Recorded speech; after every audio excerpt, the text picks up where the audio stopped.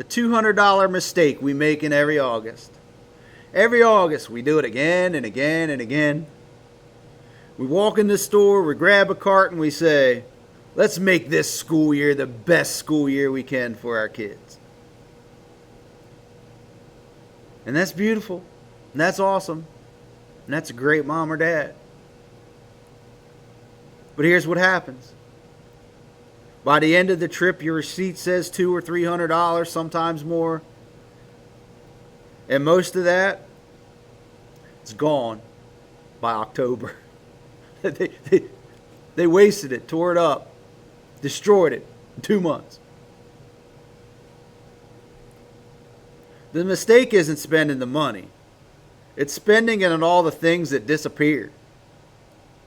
Because the shoes, they're going to get scuffed. The backpack is going to get destroyed.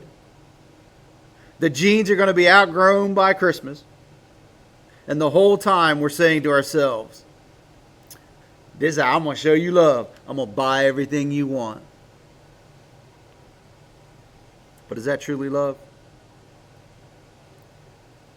But what if there's another way to show love that lasts longer?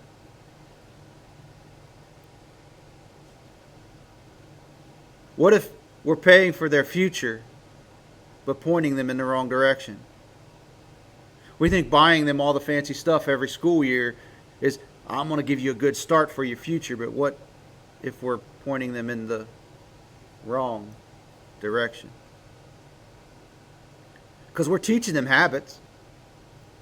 We're setting up patterns that we're showing them. We're teaching them something about money, whether we realize it or not. This year, instead of spending that extra $200 or on another pile of the fastest fashion, the latest fashion, the coolest school supplies that they'll forget, what if we just took $15? Again, $15, a McDonald's meal.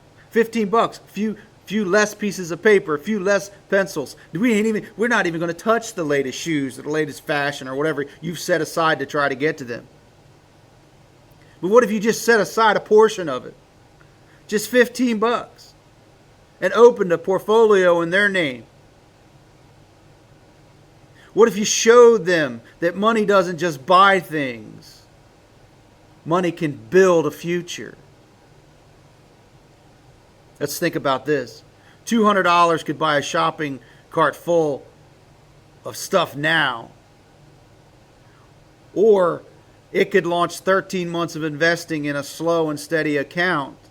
Imagine handing your kids a small portfolio on graduation's day and saying, this didn't come from a lump sum.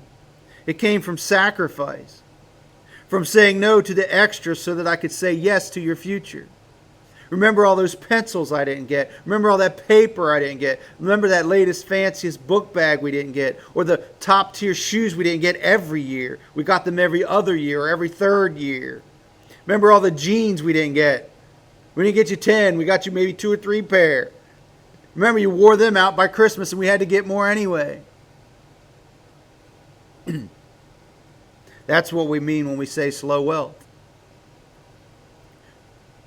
Remember, we're not trying to take the joy out of back to school. That little shopping boost we get at the end of summer.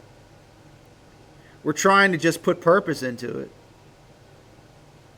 Because that $200 mistake that we talk about, that we keep making year after year after year,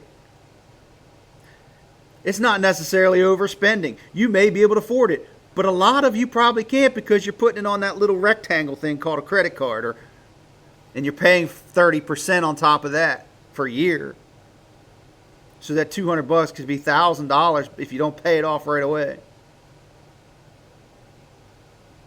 But it is called underinvesting. You're buying something that is not going to stay at value. You're buying something that's losing its value as soon as you put it in the cart. So let's start changing the way we think. Start showing our kids that sacrificing a little now can mean a great and powerful future tomorrow. Teach them how to save. Teach them what it means to have a little bit of delayed gratification so that they can have an awesome future. Let's start changing the way we think. Let's start in small ways with our back to school habit. Let's start it slow, like we like to talk about in slow wealth generation. But let's start now. I'm not a financial advisor. I'm just someone on a journey like you, learning how to use as little as $15 a month to build something slow and steady and lasting. And if you're ready to take the first step with me,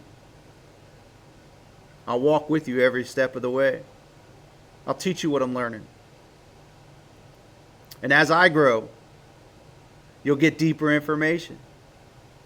But we will grow together. So let's start now.